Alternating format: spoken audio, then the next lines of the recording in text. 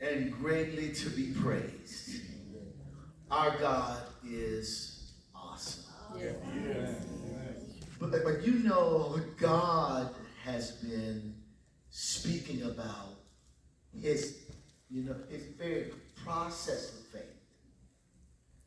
And he says that it's in the process of faith that the anointing is produced.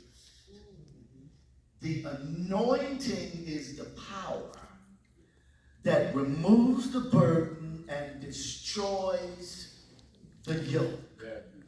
It removes the burden and destroys the yoke. I'm grateful for each of you.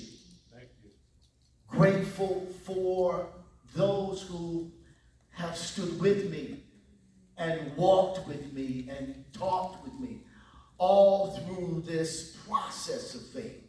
Oftentimes we become weary in the process, but the Spirit of the Lord has been dealing with me about embracing the process of going to the next levels of faith.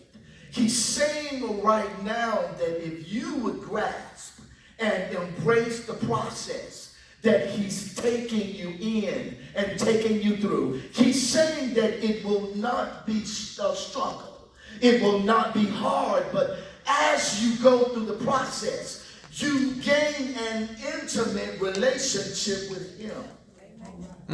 I'm reminded of Abraham. God waited until he was 120 plus years old to have him to do the hardest thing he ever did. To give up his son, who he'd spent all of his life believing for. Abraham had a word from God that he was to sacrifice his son. And even though Isaac was a young man, he was not a boy. Isaac, because he was walking in the footsteps of a prophet. And but you know, I'm looking for, at this time, I'm looking for that heart who's ready to receive legacy. I will not always be in this pulpit.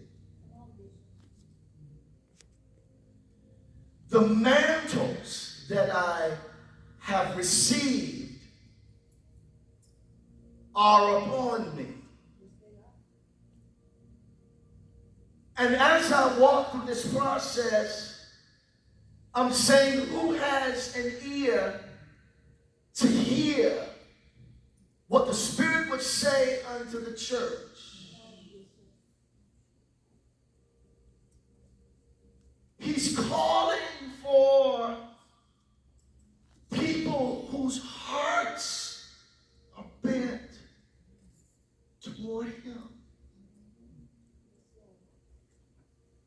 Abraham went all the way to tie Isaac on the altar, put the wood there,